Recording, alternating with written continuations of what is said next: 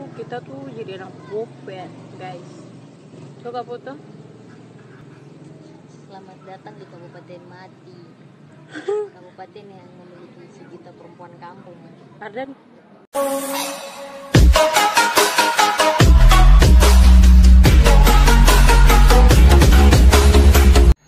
Oke, saudara-saudaraku di dalam Tuhan, dalam video kali ini saya akan membahas beberapa waktu lalu apa yang terjadi di Bovendigul, di mana ada kedua saudara kita yang membuat video di TikTok yang mengatakan bahwa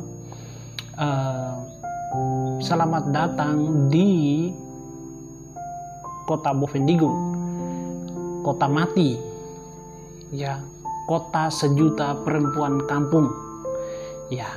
Kemudian mendapat respon dari berbagai pihak, khususnya di kalangan perempuan, yang mengatakan bahwa harga diri mereka sebagai sesama perempuan Papua itu permainkan. Seperti begitu. Sebelum kita lanjut ke video berikut, saya akan menunjukkan video yang beredar di media sosial dan kemudian meresahkan perempuan Bovendigul. Videonya seperti berikut ini. Kita tuh jadi anak bopet, guys. Coba foto. Selamat datang di Kabupaten Mati. Kabupaten yang memiliki sejuta perempuan kampung. Arden. Dalam video itu kita melihat bahwa ada dua perempuan, ya, dua perempuan yang menghujat, ya, perempuan-perempuan di Bovendigul. Nah, kemudian dalam video itu juga kita melihat ada respon yang diberikan oleh perempuan-perempuan Bovendigul. Dalam menghadapi persoalan itu, sebagai orang percaya, yang menjadi persoalan adalah kita tidak bijak dalam menyelesaikan persoalan itu. Sebelum kita lanjut, saya akan mengajak kita bersama-sama membacakan sebagai orang percaya, membaca dari surat Paulus kepada jemaatnya yang ada di Filipi. Pertama, Filipi pasal 2 ayatnya yang ke-8 dan 9. Dalam keadaan sebagai manusia ia telah merendahkan dirinya dan taat sampai mati, bahkan sampai mati di atas kayu salib. Itulah sebabnya Allah sangat meninggikan dia dan mengaruniakan kepadanya nama di atas segala nama. Ya, kemudian Paulus tulis juga di dalam surat Efesus, suratnya kepada jemaat di Efesus pasalnya yang keempat ayat 26 dan 27. Karena itu buanglah dusta dan berkatalah benar seorang kepada yang lain, karena dia adalah sesama anggota. Ayat 26, apabila kamu menjadi marah, janganlah kamu berbuat dosa. Apabila kamu menjadi marah, janganlah kamu berbuat dosa. Janganlah matahari terbenam sebelum padam amarahmu. Ayat 27, dan janganlah berikan kesempatan kepada iblis. Apabila kamu marah, janganlah berbuat dosa dan janganlah sampai matahari terbenam. Kemudian dilanjutkan dengan ayat 27 menjelaskan bahwa jangan memberikan kesempatan kepada iblis. Ya. Ketika terjadi video itu beredar di media sosial dan kemudian mendapatkan respon dari berbagai pihak, bahkan status di Facebook yang menunjukkan ibaratnya hari itu kedua perempuan ini adalah orang yang paling berdosa di muka bumi ini, orang yang paling hina di muka bumi ini. Dan dicaci, dihina habis-habisan di media sosial. Ya, dalam pembacaan yang tadi kita baca itu mengenai bagaimana sikap orang Kristen terhadap persoalan. Ya, saya tidak memberikan pembelaan kepada kedua perempuan yang mengatakan bahwa 1.000.000 perempuan Bovendigul itu adalah perempuan kampung, ya, kepada beberapa teman yang merasa bahwa harga diri mereka disindir. Nah, sebagai orang percaya yang bijak, beberapa waktu lalu saya tulis di Facebook, ya, saya menulis status di Facebook dan kemudian mendapatkan berbagai macam komentar terkait kasus video tadi. Saya menuliskan bahwa saya mengambil di mana Yesus ketika perempuan yang kedapatan berzina kemudian dibawalah kepada Yesus, dan kemudian tanggapan Yesus tentang perempuan itu. Ketika orang Yahudi, orang Farisi, orang ahli-ahli Taurat mengatakan kepada Yesus bahwa perempuan ini kedapatan berzina. Kemudian apa yang Yesus katakan kepada orang banyak itu? Yesus berkata kepada mereka bahwa jikalau di antara mereka yang semua yang hadir pada waktu itu tidak ada yang berdosa, silakan melempari dia dengan batu. Kemudian Yesus tunduk dan menulis ke tanah. Menulis di tanah. Setelah Yesus mengangkat kepala, ternyata semua orang pergi dan meninggalkan perempuan itu bersama Yesus. Dan Yesus bertanya kepada perempuan itu, di mana mereka yang lain? Perempuan itu menjawab bahwa mereka telah pergi. Kemudian Yesus berkata, pergi dan jangan berbuat dosa lagi. Sepertinya Yesus kompromi dengan dosa. Sepertinya Yesus kompromi bahwa Yesus tidak memarahi perempuan itu. Tetapi di dalam bagian itu kita melihat bahwa Yesus menggarisbawahi bagian bahwa pergi dan jangan berbuat dosa lagi. Ya, ada pengajaran, ada pelajaran bahwa kamu diampuni, tetapi kamu pergi dan jangan kamu berbuat dosa lagi. Ya, ada pelajaran penting dari bagian itu yang bisa kita pelajari. Nah, teman-teman, saudara-saudara ya, yang Tuhan Yesus kasihi, di dalam kasus tadi menjelaskan kedua perempuan itu tidak berzina. Kedua perempuan itu tidak melakukan dosa yang secara moral, tetapi secara tidak sengaja, ya menurut saya, mereka membuat status yang mereka tidak berpikir bahwa itu akan menyinggung perasaan orang lain. Dan bukan saja seseorang atau satu orang, tetapi menyinggung seluruh perempuan yang ada di Bovendigul. Dan teman-teman, ketika kedua perempuan itu dihadapkan di depan banyak orang, langsung diamankan oleh pihak keamanan, kemudian dibawa ke Polres. Kemudian video yang beredar bahwa ketika kedua perempuan ini menyampaikan permintaan maaf mereka di hadapan seluruh orang pada waktu itu, banyak yang siaran langsung juga berkaitan dengan hal itu, bahwa mereka meminta maaf atas perbuatan yang mereka lakukan, ya, seperti video berikut ini. Saya atas nama Fanny Joy dan saya atas nama Putri Menupandu minta maaf kepada masyarakat Bovendigul dan yang terutama wanita-wanita Bovendigul. Perempuan Bovendigul atas bantuan kami, yang telah perbuatan kami, yang menyinggung.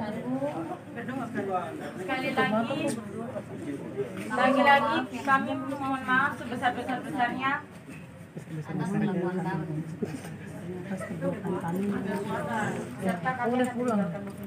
serta kami akan meninggalkan Bovendigul dalam waktu 1 sore.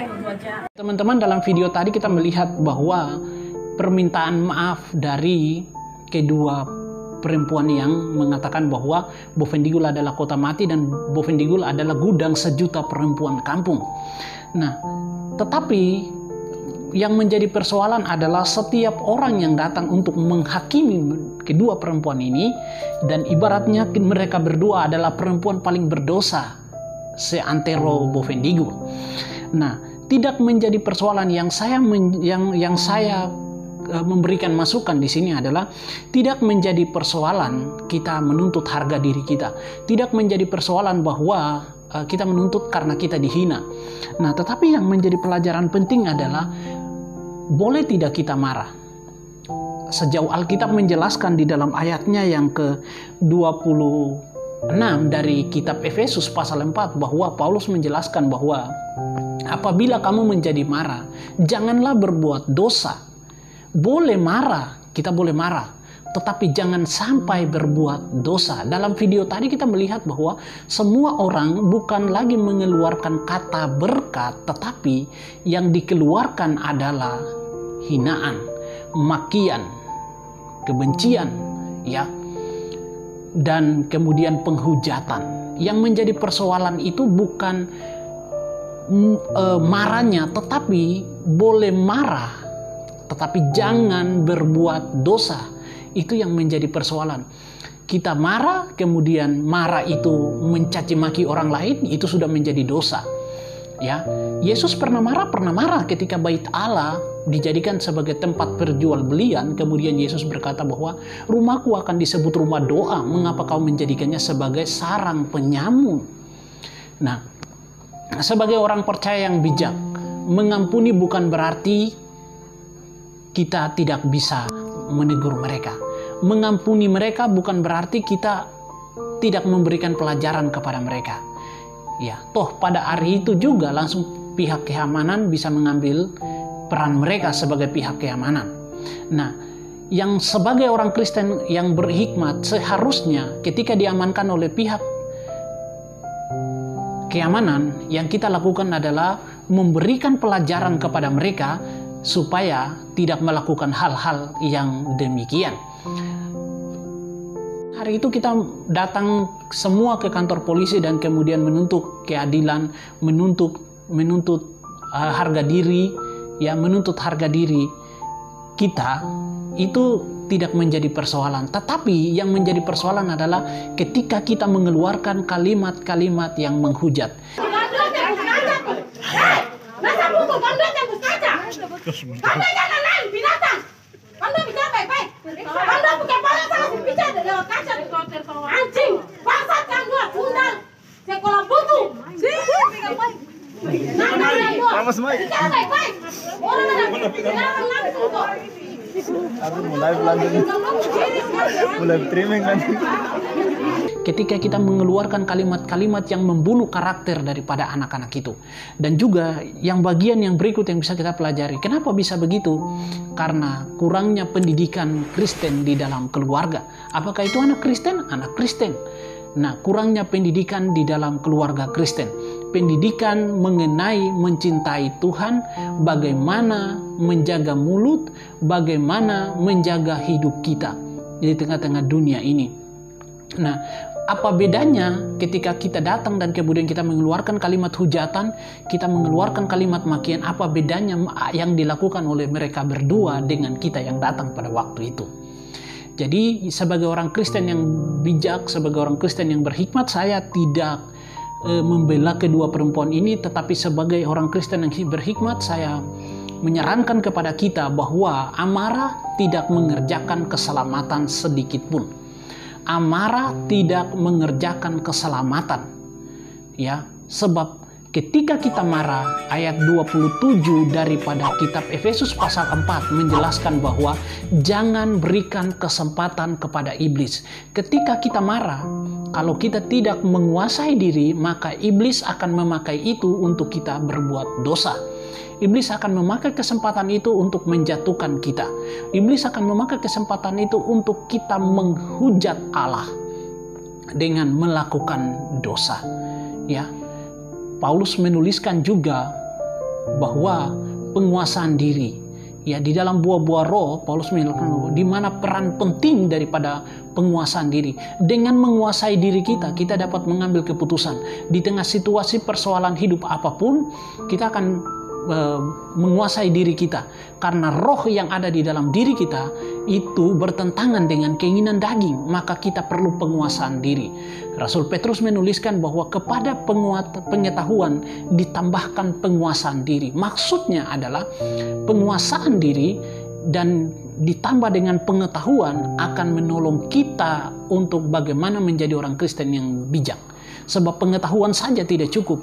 Justru pengetahuan, beriman, berpengetahuan dan penguasaan diri akan membawa kita semakin dekat dengan Tuhan. Ya, saudaraku, sebagai orang percaya, saya menyampaikan kepada teman-teman semua yang menonton video ini bahwa sebagai orang percaya yang bijak, kita tidak dilarang, atau Alkitab sendiri memberikan penjelasan bahwa apabila kamu marah, jangan sampai melakukan dosa. Marah boleh, tetapi jangan sampai kita marah dan kemudian kita melakukan dosa. Apabila kita marah, janganlah keluar kata hinaan, hujatan, penghinaan yang keluar dari mulut kita. Sebab mungkin itu akan melukai hati orang. Mungkin itu akan melukai hati orang-orang di sekitar kita. Mungkin kepada orang yang kita tuju, tetapi orang-orang yang di sekitar kita pun akan disakiti oleh perkataan kita. Sebab di dalam kitab Yakobus menuliskan mengenai dosa, mengenai lidah, menjelaskan bahwa dari mulut kita keluar berkat, dan dari mulut yang sama juga kita memuji Allah, tetapi dari mulut yang sama juga kita bisa mengutuki saudara kita. Gunakanlah mulut kita dengan bijak, gunakanlah lidah kita dengan bijak. Sebab jika tidak demikian, apalah bedanya dengan orang yang belum mengenal Tuhan. Saudaraku, sebagai orang percaya, kita semua sudah mengenal Tuhan. Kita semua sudah percaya. Ketika kita percaya, maka hidup lama itu harus ditinggalkan untuk mengenakan hidup baru. Hidup baru di dalam Tuhan yang membuat kita setiap hari diperbaharui untuk hidup di tengah-tengah dunia ini dengan bijak. Jadilah orang Kristen yang bijak, yang menggunakan mulutnya dengan baik, yang menggunakan hikmatnya dengan baik. Ya, kedua perempuan tadi, sekiranya kita mengampuni mereka, karena hakim atau menghakimi sesama kita adalah milik Allah. Sebab ukuran yang kita pakai untuk menghakimi saudara kita akan dipakai juga untuk menghakimi kita. Setiap kita akan menghadap Allah, dan setiap kita juga akan dihakimi menurut perbuatan kita masing-masing. Jadi sebagai orang percaya, saya mengingatkan kita bahwa hiduplah dengan bijak, dan jangan sampai amarah menguasai dirimu pada masa kebodohanmu, lalu engkau tidak menguasai diri, lalu melakukan dosa. Kiranya teman-teman semua yang nonton video ini, teman-teman semakin menguasai diri, teman-teman semakin mendekatkan diri kepada Tuhan, dan Roh Kudus bekerja kepada kita supaya kita mengendalikan emosi kita, kita mengendalikan lidah kita mengendalikan mata kita mengendalikan tangan kita mengendalikan mulut kita. Seluruh anggota tubuh kita kiranya digerakkan oleh Roh Tuhan supaya kita terus melakukan perbuatan yang baik. Maka kita semua akan dihakimi sesuai dengan ukuran yang dipakai oleh Tuhan, dan semua kita sekiranya mendapatkan belas kasihan dan pengampunan daripada Tuhan. Teman-teman semua yang nonton video ini, kiranya Tuhan memberkati teman-teman semua, memberkati kehidupan keluarga teman-teman, dan sekiranya teman-teman menjadi berkat di tengah-tengah keluarga, menjadi berkat di tengah-tengah masyarakat, dan menjadi berkat di tengah-tengah tempat di mana Tuhan menempatkan engkau untuk melayani. Tuhan Yesus memberkati kita dan memelihara kita.